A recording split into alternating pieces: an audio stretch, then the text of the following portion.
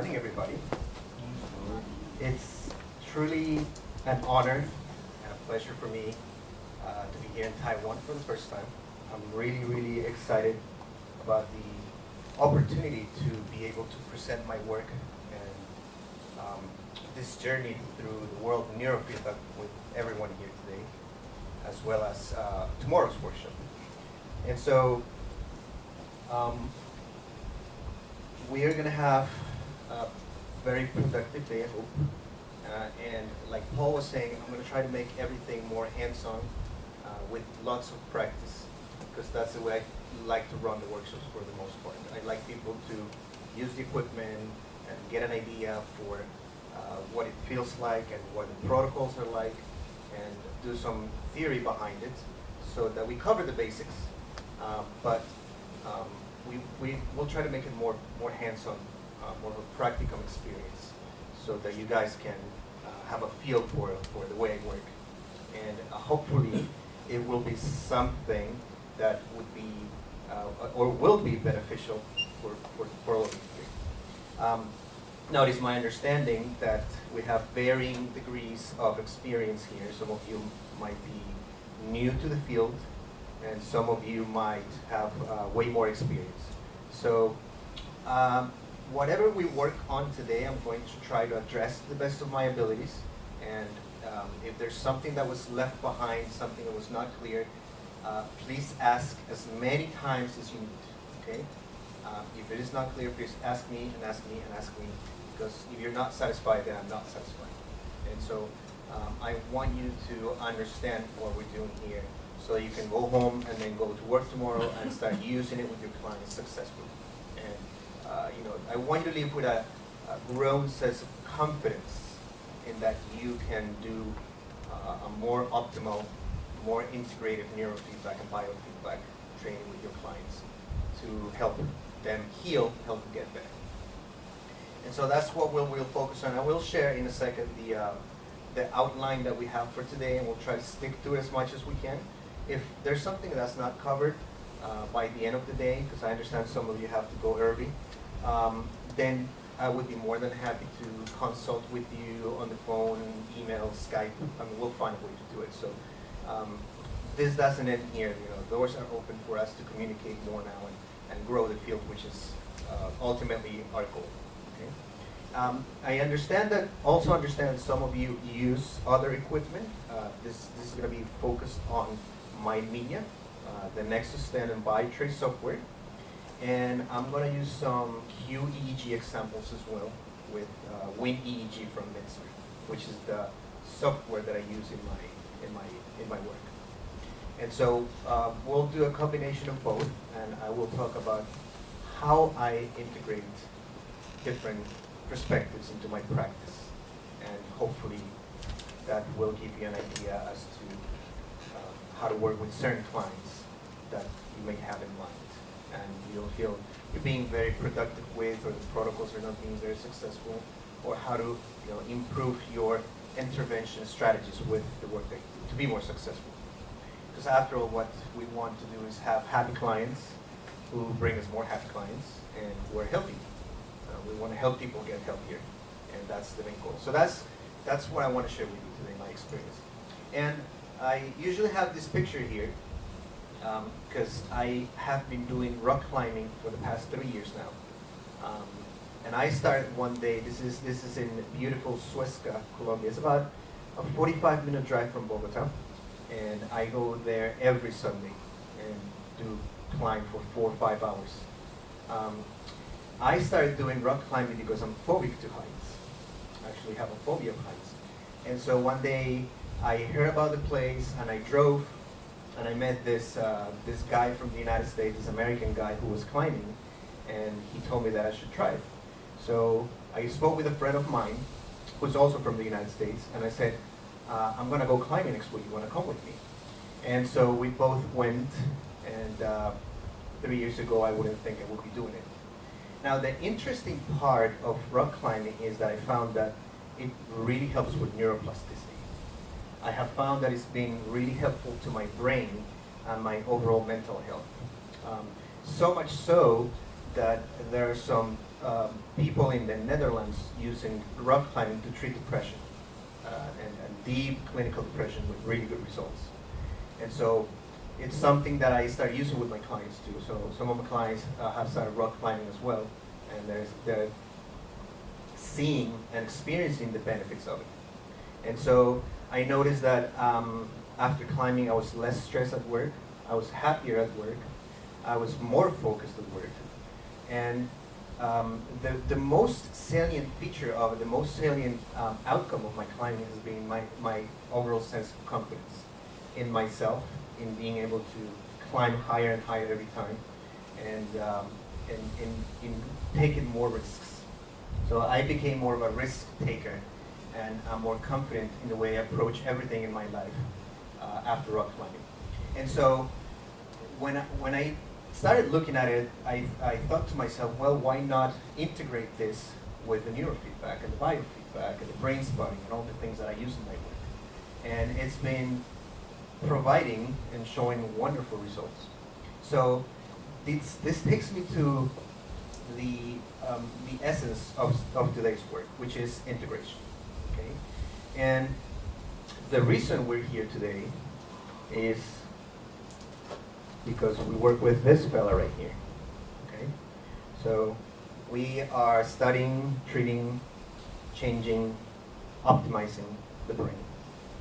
And in recent years, not only the 10 years that I've been working doing this, but in recent years I've discovered that integration is the key. And I'm all about advocating for integration, not only doing neurofeedback. Now, some of you might do just neurofeedback, and that's fine. Some of you might do just biofeedback, and that's okay.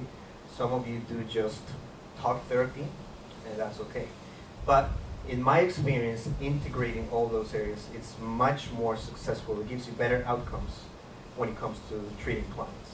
And for the past, I would say 3 to 4 years, I've been integrating more and more things into my practice. So I started just doing neurofeedback because I just could afford the Nexus back then. I didn't do qEEG. So I saved for 4 years. I bought my MedSAR, and after doing qEEG, I never looked back. So it's a different story doing neurofeedback without qEEG, and it's a different story doing neurofeedback with the qEEG. And I also started integrating heart rate variability, and now we use functional medicine, we use nutrition, we use exercise, and I integrate every single one of those things in my practice.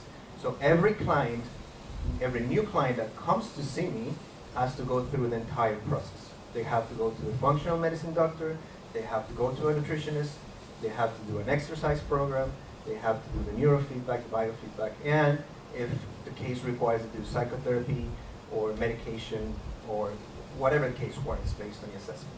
But that is a must. No client, I don't see any clients that don't go through the entire process.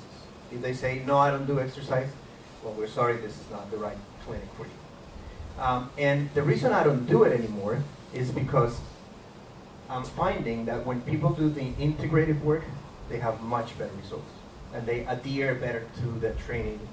And when we do the follow-up, they're better for the longer run. So the gains are sustained more over time. And so this is what I will present to you today, and this is what we'll do.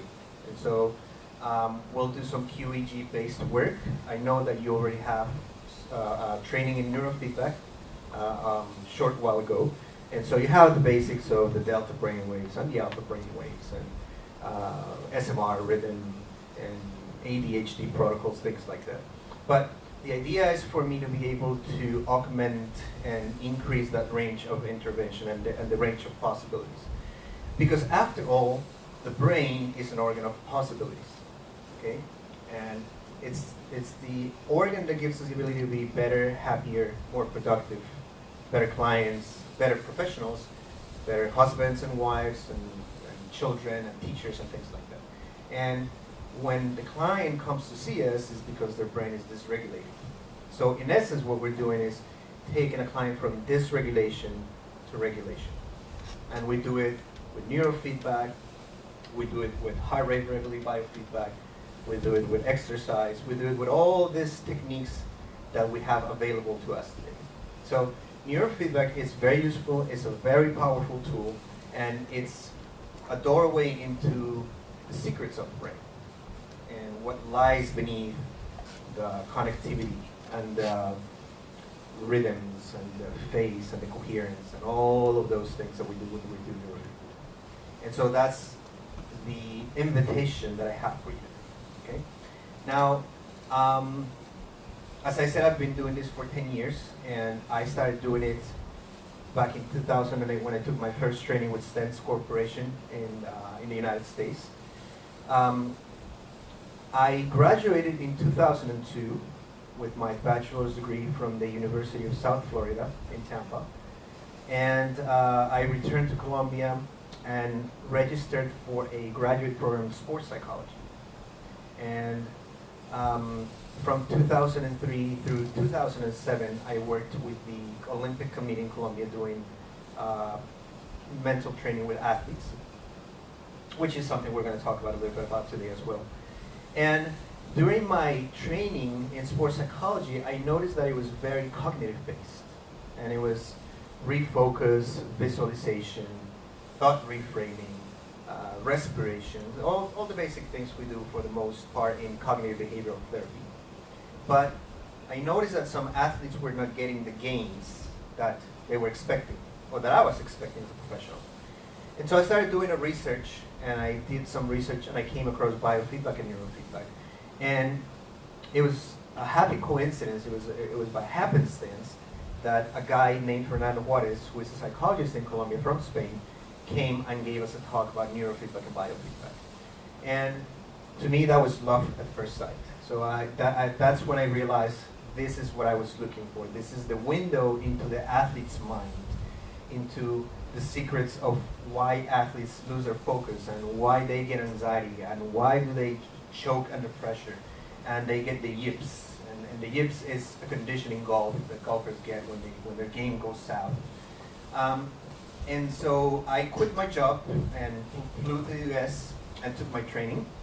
And when I took my training, I met a lady called Dr. Susan Crum, who lived in Seabrook, Florida, which is about an hour south of Orlando. And we got along very well, and she said, well, you know, I like the way you work, why don't you come to your practicums with me? So I did the 5-day biofeedback, the 4-day neurofeedback, and then next week I was doing my practicum hours with her. And 2 weeks later she says, I like the way you work, come work with me. So I flew back to Colombia, got my work visa, and worked with her for 2 years. And in that tenure of those 2 years, it was a great opportunity because I had the chance to learn about autism spectrum disorders, worked with soldiers who were doing their tours in Afghanistan at the time, the war in Afghanistan and Iraq. So we saw a lot of PTSD, TBIs, traumatic brain injuries, worked a lot with ADHD kids, really hyperactive children, chronic pain, fibromyalgia, sleep disorders. So it was a tremendous learning experience for me during those 2 years. It wasn't sports work, excuse me, but it was clinical work. And part of my work was to go to the senior citizen homes and do talks about biofeedback and neurofeedback, and visit the doctors and explain what we do and get the doctors to refer clients to us. So to me, it was a twofold outcome and benefit in that I, for one, learned how to do the work and the protocols, and two, I learned how to run a practice. So after 2 years, I quit, went back home, and opened my company called Brand Neurofeedback, which I have been operating for 8 years. And I have my clinic in Bogota where I see clients doing clinical work and peak performance work. And I also do this kind of work where I get hired around the world and I go train people. This year I have been in Ecuador, I've been to Guatemala, now here in Taiwan, doing different things. In Ecuador I was training with the university for the neuroscience department. In Guatemala I was training with their Olympic committee. They bought a Nexus 10 and they're going to start doing neuroscience, neurofeedback based training with their athletes. And well, now here with you, fine group of professionals who want to grow their practice and their knowledge. And so And I also do work in qEEG interpretation. I've been training with Jay Gunkelman. I don't know if you're familiar with that name. Jay Gunkelman is probably the biggest name in qEEG right now in the United States. He's been doing qEEG work for 41 years, and he's analyzed over 500,000 EEGs. So he's a gentleman who has a ton of experience, and I have been his mentee for the past 5 years. So I have been training with Jay for the past 5 years. And now I also do consultation. So from colleagues like yourselves around the world who call me and say, Santiago, I have an EEG, can you take a look at it? Can you help us see what is going on here? And that's what I do. So it's a training and different things. And some of you might find yourselves doing that later. Some of you might just be doing your clinical work. Nonetheless, the idea is that everything that we learn throughout the day is of benefit to you. Okay? And I would like to start with some introductions. So I would like to ask for your name, what your experience is in the field, how many months or years of experience you have, what type of equipment you use, how do you come across neurofeedback, how do you learn about neurofeedback, and what kind of work that you do, and what you would like to take from this workshop, okay? So I'm going to start with this gentleman over here, please. Yes, sir. I'm a brain researcher. Science research principal, and then I've been doing neuroimaging based brain research for 2 years. So this time, so I'm interested in the personal experience in neurofeedback, so I might be able to implement it for research. Thank you. I'm a associate professor teaching clinical psychology, and I'm also a child clinical psychologist. I'm doing neurofeedback for ADHD children about 4 years. Okay. Also do some research about this topic. Okay. And you use qEEG-based neurofeedback? Yes. Okay. What system do you have for qEEG? I use that bio EEG. I'm using the CZ channel Okay. and training the theta and the beta protocol. Okay, so you use theta beta basic traditional training. Okay. And is it 19 channel qEEG that you use? No, I just want One channel. One channel. Okay. Okay. And I just want to ask real quick, how many of you use 19 channel qEEG here? None of you? Okay, so use 1 channel, 2 channel training for the neurofeedback? Yeah. How many of you use qEEG? 19 channel. Nobody? Okay, good. So we can explore more on that today. So I'm guessing most of you do 1 or 2 channel training. Monopolar, bipolar montage, pretty much. Okay, theta, beta training. Okay, good. So we will have a chance. I brought a ton of EEGs, and we can choose. I have epilepsy cases and anxiety and depression that we can look at, so we can go about it. Okay. I'm just about my research for doing some for athletes. So I want to athlete keeping the lesson. So how to train how many sessions we need to get before these So I use just one channel. What channel training? Oh. With the Nexus. Oh, Nexus 10? Nexus 10. Okay, good. Great. And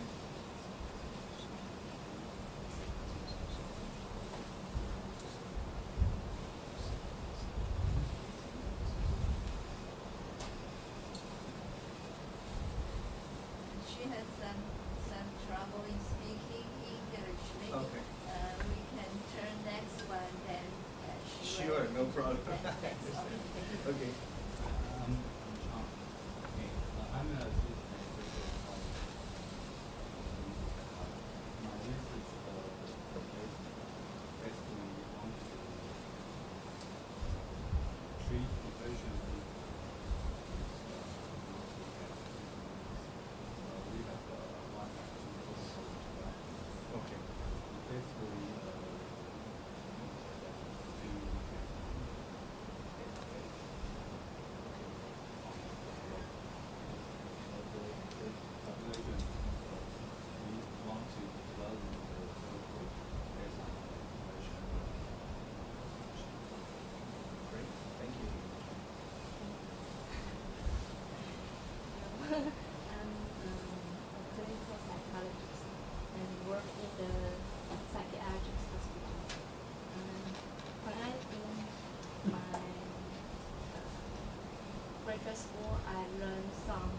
neurofeedback course.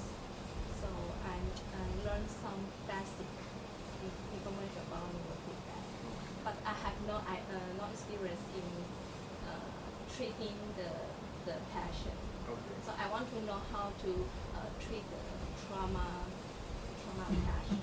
Okay, trauma patients. Okay. Is it just traumatic brain injury or emotional trauma as well? PTSD. PTSD, okay. Great.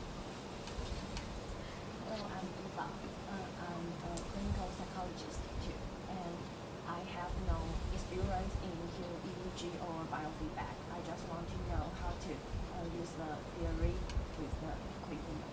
Okay, great, thank you. Back there, please.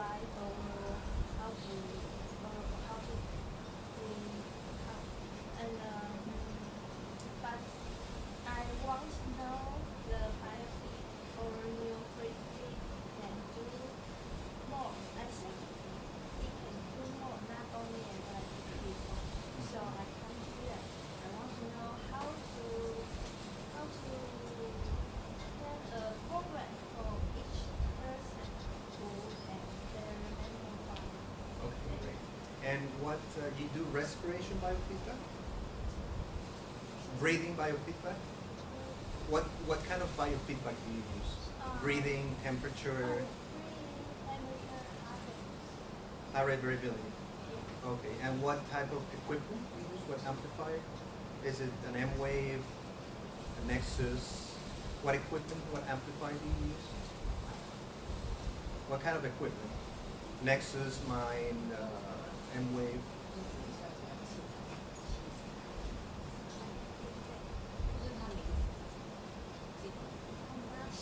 Okay, that's okay. I'm just curious about it. Okay, we're gonna go here with our friends from Japan, please. I came from Japan. Our company is uses regular equipment. I interested in Japan here. I would like to study some kinds of and come back to Japan. And for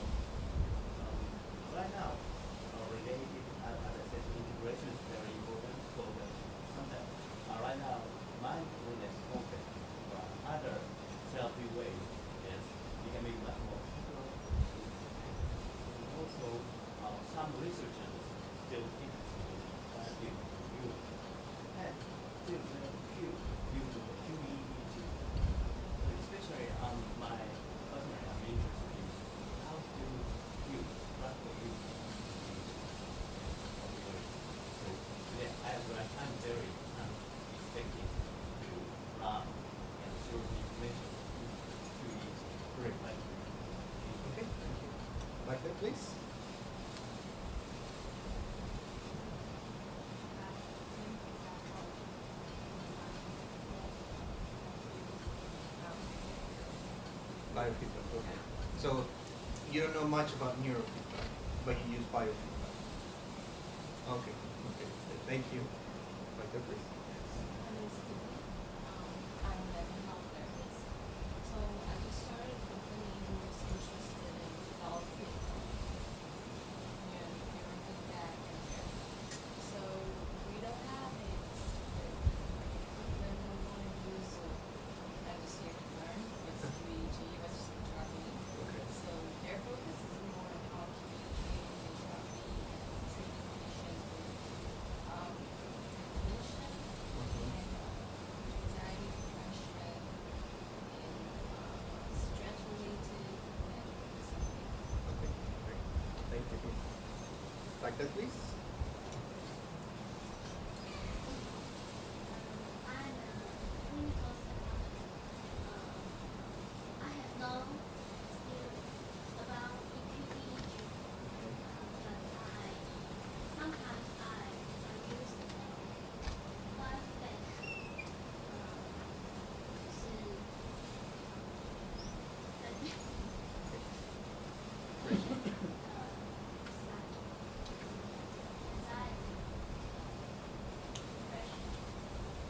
Okay. Thank you. Yes, sir. My name is Will. I'm a student, and Professor Xu is my teacher. Yeah.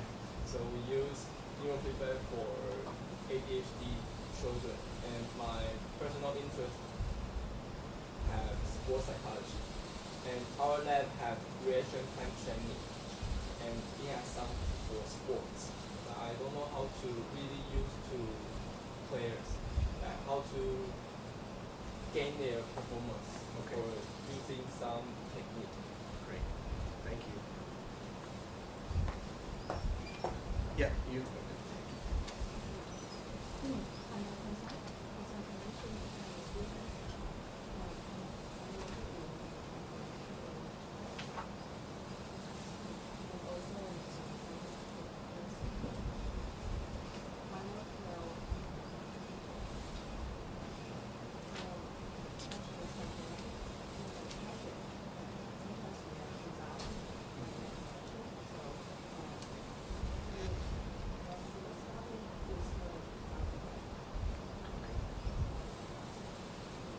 And are you looking to use neurofeedback as a way of combining it with medication, without medication?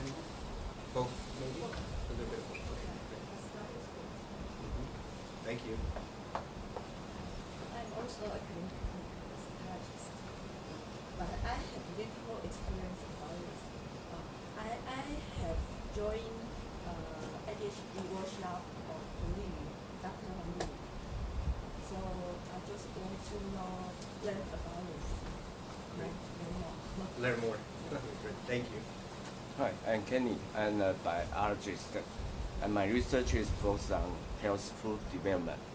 And actually, I now work on this field. I just want to learn something new to see if any equipment can help me to develop health food, especially on depression or anxiety. Yeah. So thank you. Great. All right. Very good. Am I missing anyone? All right. Can you hear me okay without the microphone? Okay. Because I want to be able to move around the room. All right. Great. Yes. By the way, I'm also interested in how to adopt the neurofeedback for chronic pain control. For chronic pain. For instance, you just mentioned the heart and other types of Oh, great. Yes. Great. Thank you. All right. So I am very happy to see we have a variety of interests. We have psychiatry, we have sports psychology, we have clinical work.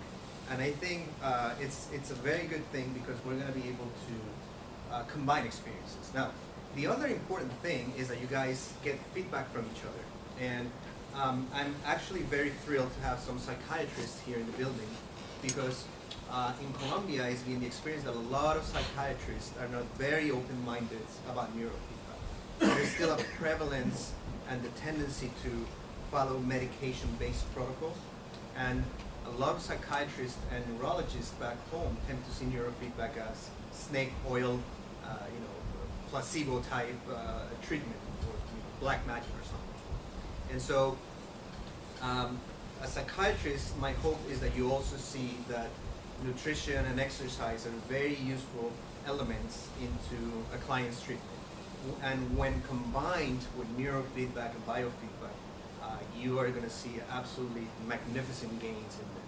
So the idea is that we don't rely on medication unless we need to, but that we can also use strategies that can cut down and stop the medication and get the client to be healthy and adapt to society a lot quicker. Okay. With that in mind, let me ask you, how many of you use psychophysiological stress profiles in your practice? How many of you do a stress profile that combines heart rate variability, EMG, temperature, GSR? Anybody does that here? Stress profiles? You do? Okay. Anybody else? No? Okay. Well, good. So we're going to learn how to do a stress profile and why it is important. Okay?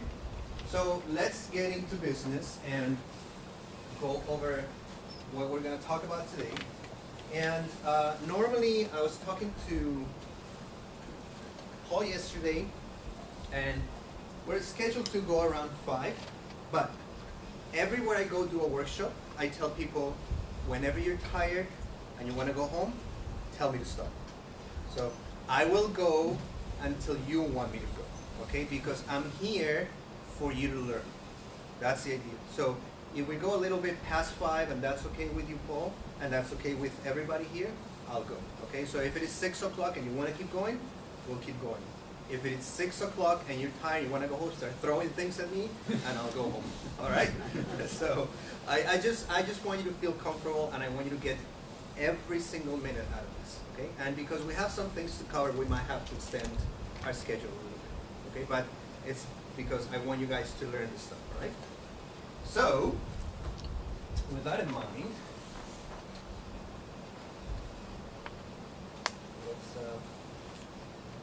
let's look at what we have in store today.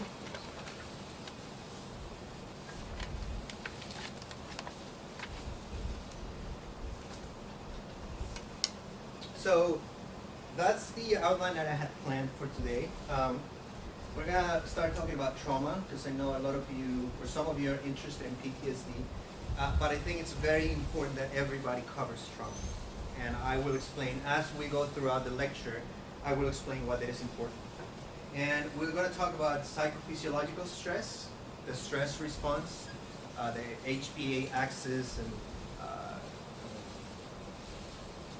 glucocorticoids and adrenaline, and also some hormones that are relevant to the stress response and why they're relevant to your clients. And we'll talk about the different biofeedback modalities. And we're going to talk about combined protocols. And combined protocols means how we can combine neurofeedback and biofeedback within the same session. So they are not mutually exclusive. Okay? We can do biofeedback, any kind of biofeedback combined with neurofeedback in the same session. And that's a much better approach, a more potent and more powerful approach to your clients. You are going to see, normally in our side of the world, Colombia, the US, and South America in general, the tendency is for people to either do biofeedback alone or to do neurofeedback alone. And my idea is always integration and combination. So we're going to talk about that. And some protocols for trauma and PTSD. And we're going to see that trauma is not the same across clients. It's not a one-size-fits-all. So not every client with trauma has the same response in their brain or their physiology. So we need to adapt those protocols to the particular person. Okay? Because biofeedback and neurofeedback are individual type techniques. Okay? We need to find what works best for that client, what works best for that person. Some people like to do, for ADHD, a lot of people do the CC, theta SMR, theta beta training. And with some ADHD clients that works fine, and they get better. So with some clients, they get worse. When I started, I would do CC, theta SMR, and some kids would get more hyperactive, more inattentive. And when I did qEEG, when I started doing qEEG, I understood why that was the case. So I want to show you that ADHD, anxiety, depression, peak performance even, or trauma, look very different to people. Okay? So we need to understand the person individually and individualize those protocols of that intervention. And as a practicum, you're going to have the chance to do stress profiles with each other. So how to place the sensors, how to do the testing, how to do the analysis, and how to do the feedback to the client, how to do the interpretation. And then how to select protocols, okay, based on the response. And we're going to talk a little bit about heart rate variability. Who here knows about HRV? Okay, put your hand. So few of you. Who does not know anything about HRV? Okay. And we're going to talk about HRV and how we can combine HRV with neurofeedback. And as a matter of fact, whenever I do training with my clients, with my clinic, the very, very first thing I do is heart rate variability. I don't start with neurofeedback, I don't start with biofeedback, any other modality. I start with HRV. That's the very first thing. And we'll see why that is so important. And then we're going to do an intro to qEEG. So like I said, I have many qEEGs that I have recorded over the years. And I want to show you what depression looks like in the brain, what epilepsy looks like in the brain, what PTSD looks like in the brain, what ADHD looks like in the brain, and the different subtypes or phenotypes. Jay Gockelman, my mentor, does a lot of work with phenotypes, different genetic markers and neuromanifestations of a condition. And with qEEG, we can identify about 6 different subtypes of ADHD. So behaviorally, ADHD might be very salient, inattentive, hyperactive, losing focus, oppositional defiant. You know, if we go by DSM-4, DSM-5, there's a cluster of symptoms, and they meet those symptoms very well. But when we look at the brain, the symptoms might be the same for 2 people, behaviorally, outwardly, but in the brain they look totally different. And we need to train different parts of the brain. Okay? If I'm going too fast, you need to slow down, let me know. If you don't understand what I'm saying, let me know, please. And then, so we'll do EEG interpretation. So you will have the chance to look at an EEG, look at the brain waves, start identifying patterns. It's really fun. And we're going to talk about qEEG-based neurofeedback. So, a lot of you, everybody here is doing neurofeedback based on symptoms and the knowledge that you have acquired through your previous trainings. Okay? And we're going to see what are the pros and the cons, what the advantages and disadvantages of doing qEEG are. Okay? Is it always necessary to do qEEG? Is it always important to do qEEG? Is it always optimal to follow the qEEG when we do a training protocol? That's what we want to see. And then we're gonna talk about protocols. Now, normally, some of my colleagues around the world don't like teaching protocols when they come to workshops. And I partly agree with that, I partly disagree with that. And I partly agree because I think as clinicians, as professionals, we need to tap into that insight, the talent that we have for identifying something and create our own protocols. But I understand that knowing some protocols to go with are also essential. That you need something that you can do. Because after all, you're coming to see me here in the hopes that I would present something that you can go and take home. And that's the idea. I want you to go home tomorrow to your clients and start using this stuff, what you learned here. That's the main thing. So I don't wanna use a lot of theory because that you can go and read in your own time. You can do another specialized training. You can do mentoring for that. The most important thing is that you learn how to place the sensor, that you know how to modulate the amplitude of the brain wave, when to train, when not to train, when to change it. Okay, that's the essence of our training here today. And we'll talk about sports, because I see some of you, very happy to see some of you are sports oriented. And many of you in the future might want to work with sports. It's a really fascinating, fun field. And you are going to see that a lot of athletes have clinical presentations. There's ADHD clients, there's clients with depression, there's athletes who commit suicide or attempt suicide. There's athletes who have trauma, sports-based emotional trauma, sports-based PTSD. So we'll cover that, and we'll cover different brainwaves when it comes to the athlete, the zone stage of the alpha training, new rhythm, EMG, QEEG is by right? So we'll try to respect this as much as possible. I'm very flexible in terms of if you want to touch on something a little more, and if you want me to talk about something a little more, I can do it. Again, I'm here for you to learn. So, that's the basic of what we're doing, but if we need to switch around, we'll switch around, okay? All right, so then let's start our presentation. So the first thing I want to talk about today is trauma, and why I think trauma is really important. Okay? The reason I started talking about trauma is because when I learned about this about a year ago, it really changed my professional and personal life. It really changed the way I do neurofeedback, and I do biofeedback, and I do brain spotting. And if you don't know what brain spotting is not, it doesn't have to do anything with neurofeedback. It's a trauma-based therapy that was developed by David Brand in the United States. And I have my colleague Nancy who lives in the United States. She's from Taiwan. She's going to be doing, she's going to start brain spotting trainings in March of next year. So if you're interested in that, I would be more than happy to talk a little bit about what brain spotting is and why it combines so beautifully and so exquisitely with neurofeedback. So again, everything I do, I combine with neurofeedback and biofeedback. And the reason I believe it's important to talk about trauma is that every condition that you will treat from now on for the rest of your professional lives is trauma-based. Every condition that you treat from now on is going to be trauma-based. It's going to have some trauma background. ADHD, depression, anxiety, sleep disorders,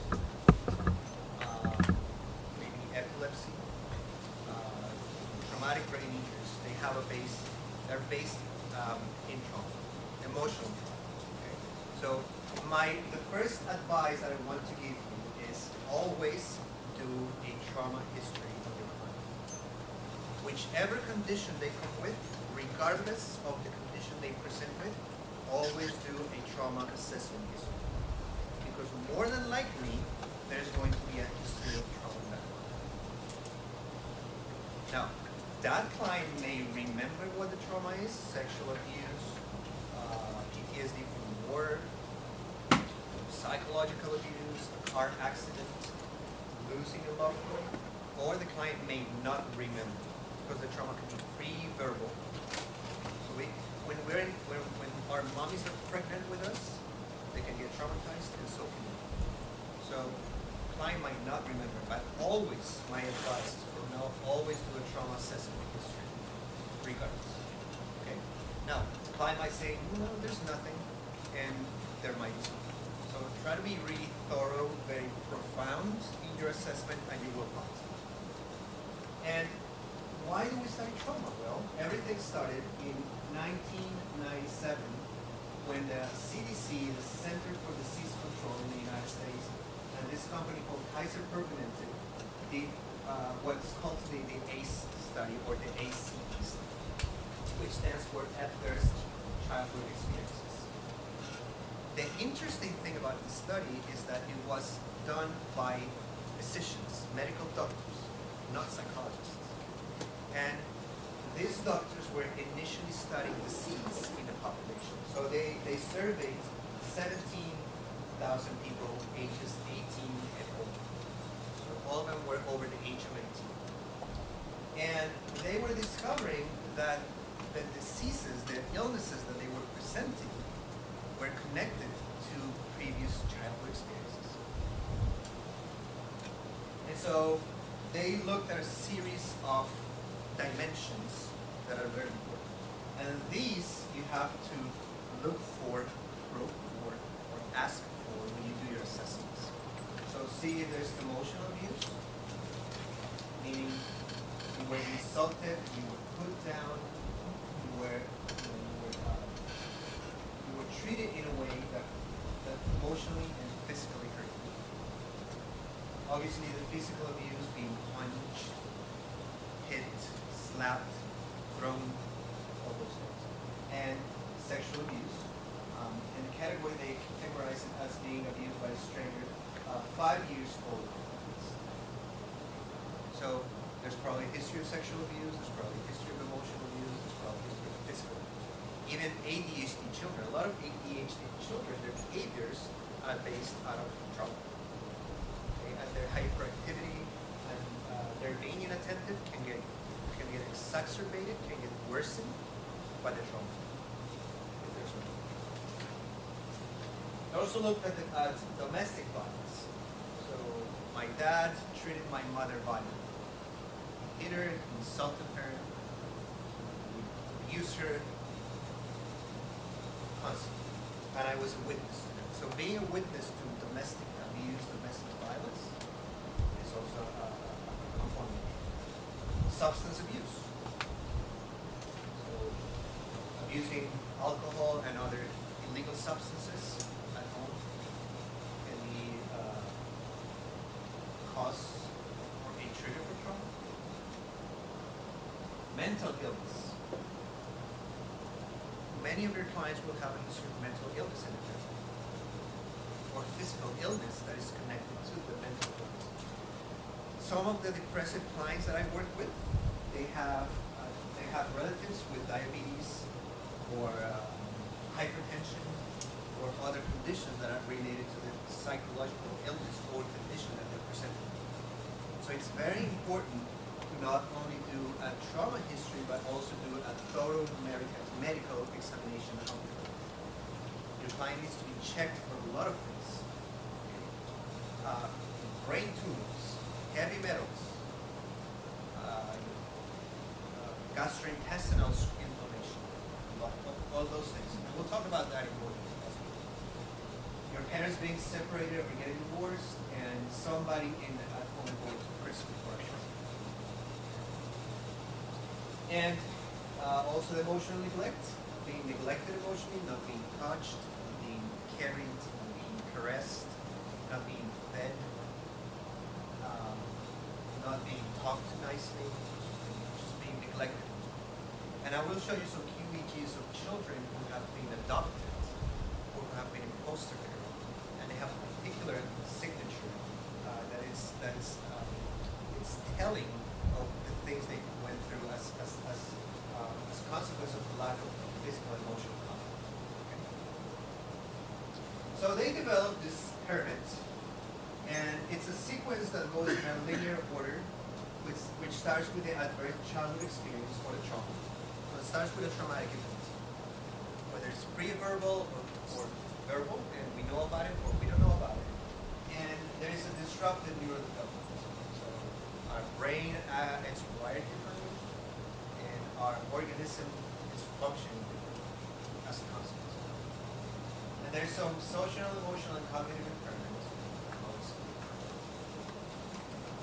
This one is the key element which they studied in research, the adoption of high-risk behaviors, using drugs, having sexual contact with sexual intercourse without use of protection, trying dangerous behaviors, and it ends up in disease, disability, and social problems, and learning impact. So a lot of the people who participated in the study died early as a consequence of that sequence of events that started with a trauma.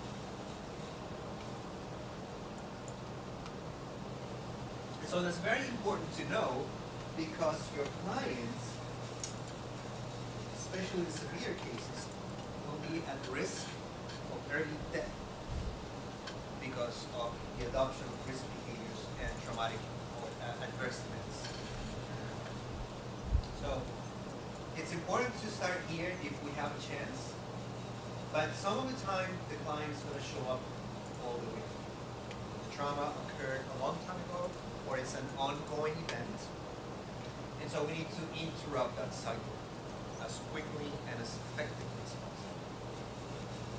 And here's some statistics like they always do.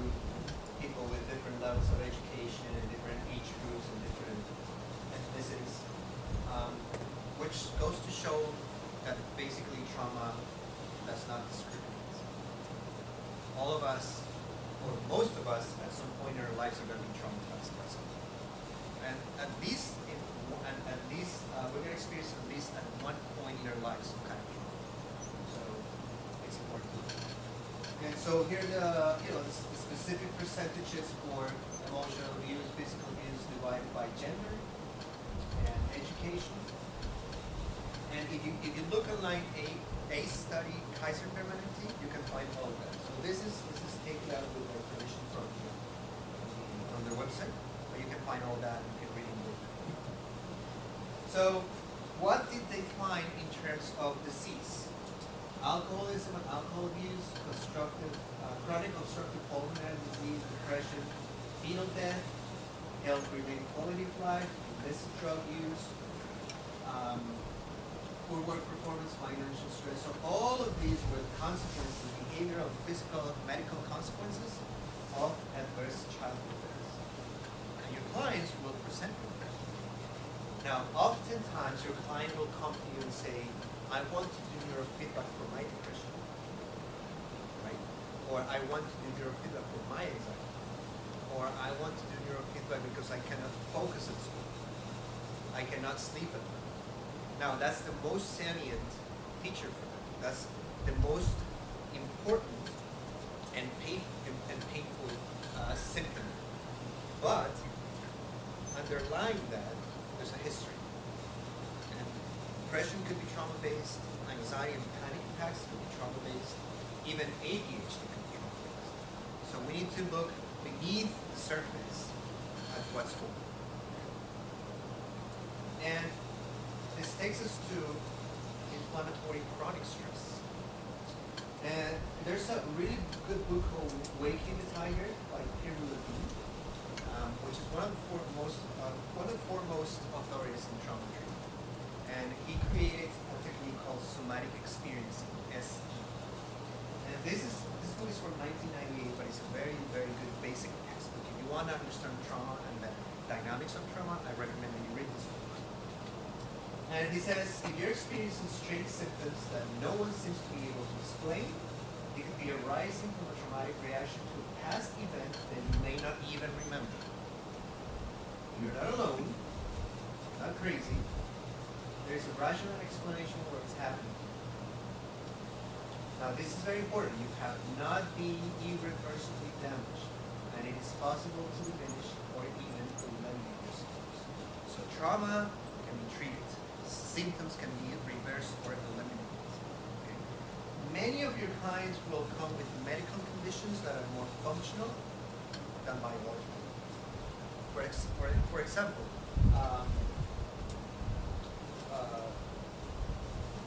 IBS, irritable bowel syndrome. It's a functional condition because the doctors will look at you from 10,000 different ways and they will not find anything wrong with you. But we know it is a psychological condition. It's a functional gastrointestinal disorder. So it could be trauma-based. And it's very important that you look at it. So I gotta apologize. This presentation combines English and Spanish. I'm gonna skip the Spanish ones. It's not on your slides because I didn't include it, so I apologize for that. But what I'm gonna do is I'm gonna translate everything into English and then I'm gonna send it to all. And whoever needs it later, they can get it. It's public. And also what happened is this, I was preparing this for last year for a conference in Brazil.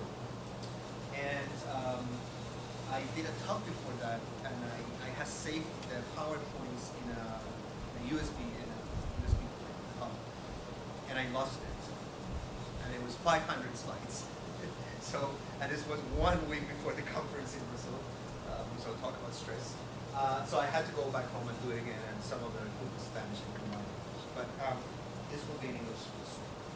So it pretty much talks about the symptoms for trauma and depression. So we have the behavioral ones, which are anger and loss of productivity, phobias, and avoidance.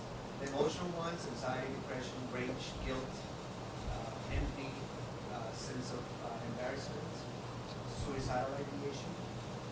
Physical ones, and the interpersonal ones. So I'm going to skip through that, and I want to talk about something very important to learn, which is that So stress will lead to, trauma will lead to chronic inflammatory stress. And this is a figure which is very familiar to those of you who work with stress, and it's the HPA axis, the hypothalamic pituitary adrenal axis. So it's a sequence of events that take place when you're stressed out. And it all starts in the hypothalamus, where you secrete something called corticotropin, and it's a hormone, it's a chemical that gets the reaction. So whenever a person experiences a threatening event, something stressful, something where your life is at risk, you're in danger, you will follow that sequence. You will activate the corticotropin, then the pituitary activates and secretes adrenocorticotropin, and then you go to the adrenal glands where are located above the kidneys, and you will secrete cortisol. Cortisol being the one we're going to focus on the most. That's the stress hormone. Whenever your client comes to you under distress, for whatever reason, you need to evaluate how much cortisol they have in their system. Okay? And who does that? Functional medicine doctor, internist, the general physician, but you need to know that. And the other thing, the other important feature of this is that your client might present with adrenal fatigue. You know what adrenal fatigue is? Adrenal fatigue is when your adrenal glands will no longer secrete cortisol. So, when we secrete cortisol, we're preparing the system to fight back the stress. So, if we're here in the building and there's there's a fire going on, we need to escape the building to be safe, right? And when we reach safety, everything's fine. So, we stop secreting cortisol and the parasympathetic branch kicks in and we're able to relax. But in modern times, people are always stressed out.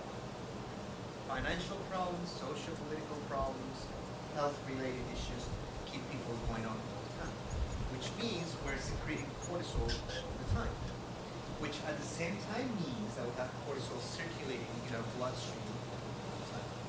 So having too much cortisol is really bad, but having no cortisol is also bad.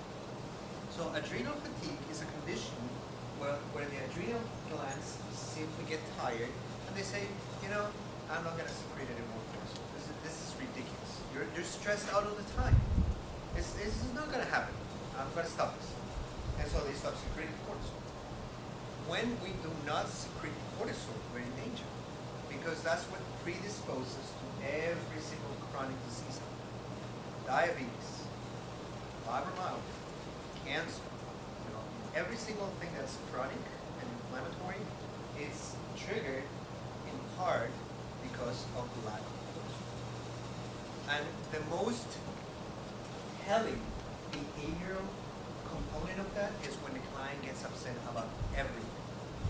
If you have a client that gets upset, furious, angry about anything and everything, it's very likely that they have adrenal fatigue. They have so much stress in their lives that the adrenals simply quit. And they went, you know what? No more cortisol for you. I'm tired of I'm tired of you being stressful. And so you're predisposed, and that client's predisposed to a lot of things. So, biofeedback will help? Yes. And it's a wonderful intervention. Will neurofeedback help? Of course it will. But if we don't look at the client from the organic perspective, we're running the risk of having something medical develop without us knowing it. So this is when the intervention and the integration is important, because we need to look at the person from the organic perspective. You look at it from the brain perspective, but things that go out from the neck down will influence brain's health and health. Your thyroid, your liver, your gastric